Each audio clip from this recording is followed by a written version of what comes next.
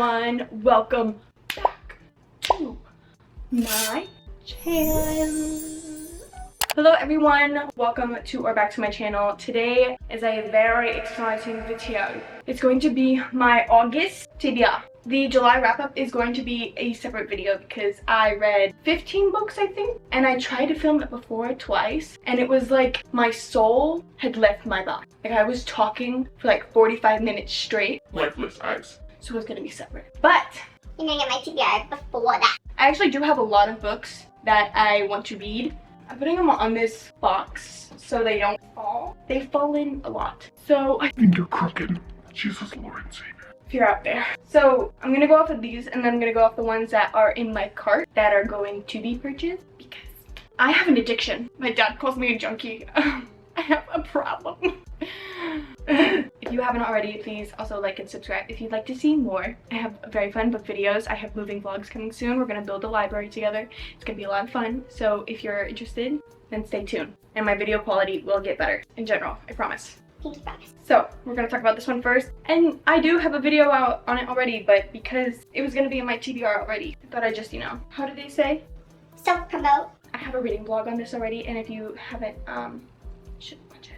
Just a spoiler, I really want to read it again. It was so good. I give it 5 stars, but if you haven't already checked this out, you really should. It's really, really good.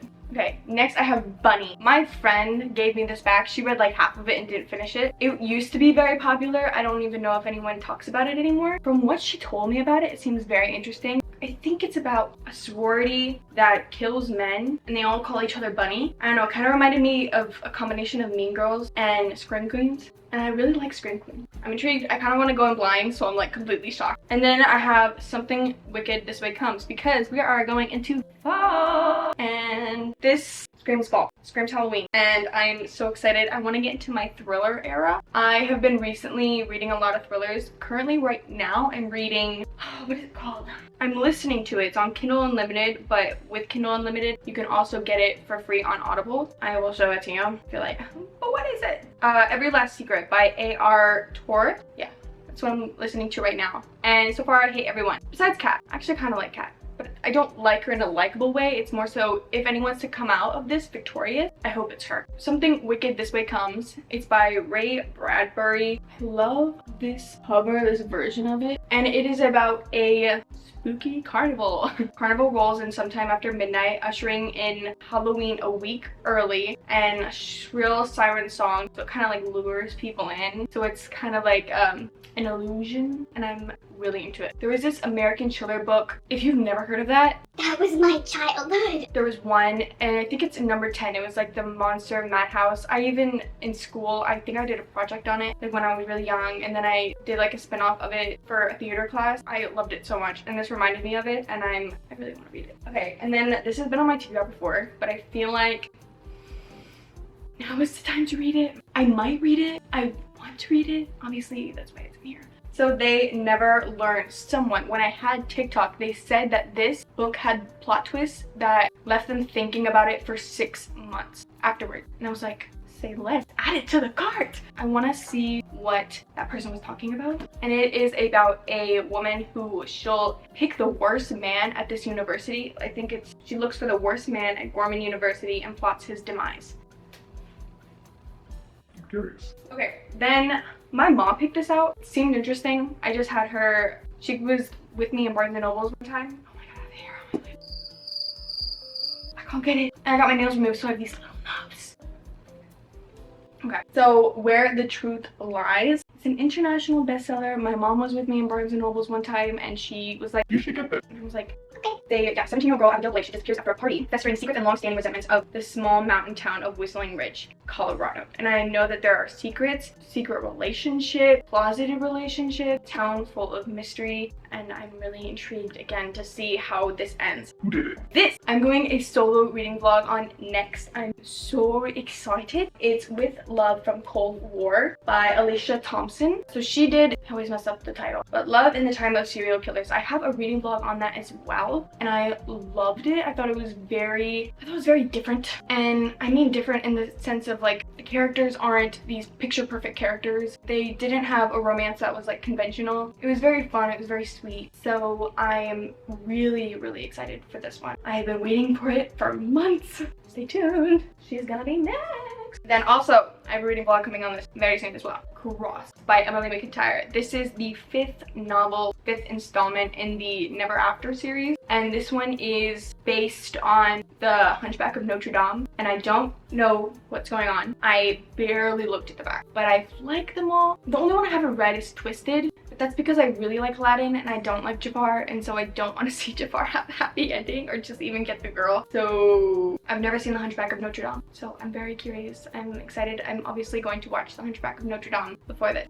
because I want to at least have an idea of what's going on. Now I'm gonna talk about these two together. Dance of Thieves and Vow of Thieves. I want to read these so bad, but they're so thick. Really want to read them, so I'm kind of just about to be like, the plot seemed interesting. It wasn't what I thought it was. Formidable outlaw family that claims to be the first among nations, a son destined to lead. So I guess it is kind of like a Robin Hood type thing. I'm really excited to dive into a fantasy novel series. I love doing it, but afterwards, you know, you feel like your soul has kind of been sucked out of your body. It's like, oh, where do I go from here? Then I have The Night Circus. I had no idea what this was about, but everyone and their mother talked about this book. So I just got it, and then I finally read what it was about. All I heard was, it's just vibes, not plot. But the plot seems actually really good. It's two illusionists. They kind of compete against each other. Kind of like, what is it? Is it Jar of Hearts or Candy Jar? It's something, I watched the Netflix movie of it, where it was like there are two people on the debate team, but at the end they're into each other. And so, you know that dynamic? I'm assuming that's what this is, and I'm excited. Also, I like vibes like this. Anything with a circus, a carnival, I will read. It's just the vibes are so there. They're so there. Then I have 4 Aunties and a Wedding. I need to read this. I read the first one and I loved it, and it sucks because I saw, I think it was Haley Pham. No, it was Haley Pham. She said that this one wasn't as good. So I was like, I don't want to be disappointed. But at the same time, everyone's opinions are different. They're making a 3rd one that comes out next year. Then I also just got this. I have not looked at the reviews. This is the Carnival of Curiosities,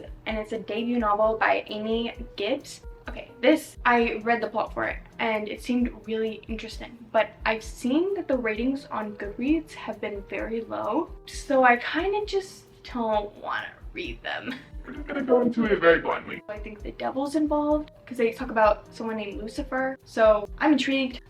They got me, I bought it, I gotta read it. Someday. Maybe it'll be soon. That's all the ones that I have physically that I'm like, I want to read you. So next, I'm going to talk about the ones I have in my cart that I'm going to be buying because, like we said, an addiction. So people, I guess, are reading The Naturals by Jennifer Lynn Barnes, and I actually saw this like maybe a few months ago in Barnes & Nobles. It did look really interesting, but I didn't know it was by Jennifer Lynn Barnes.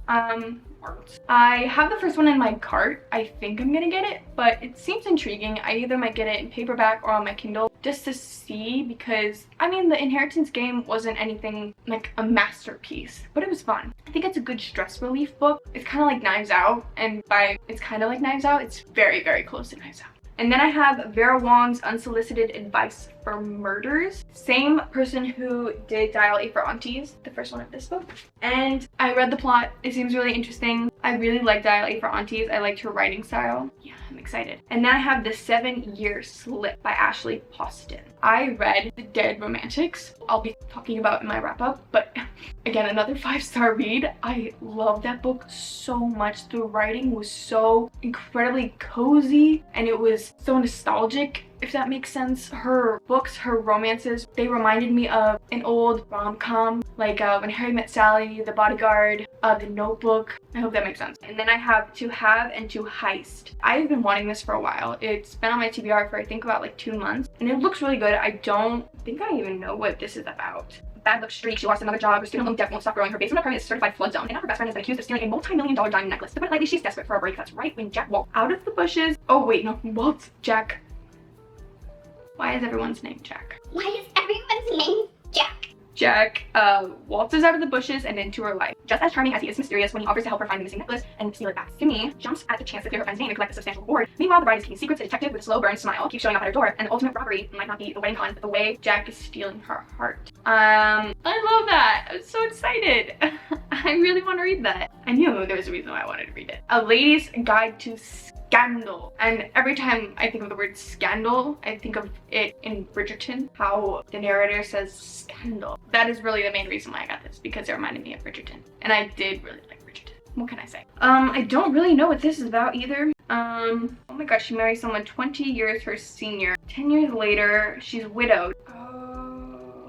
When the ripples of Eliza's behavior reach her late husband's nephew, who broke Eliza's heart years ago, Eliza will learn that freedom does not come without consequences. The only way to ensure she can keep her fortune is to avoid all scandal. But where's the fun in that? Alright, that seems very interesting. And that is all of the books that I am going to be talking about for today. Those are the main ones that I'm like, I want them right now. So yeah, I hope you enjoyed today's video. Please stay tuned for the wrap up. It is coming. It is coming. Give it a minute. Hopefully we'll see you next time and have a wonderful day. Feels so awkward saying that. Sorry. I hope to see you next time. Bye.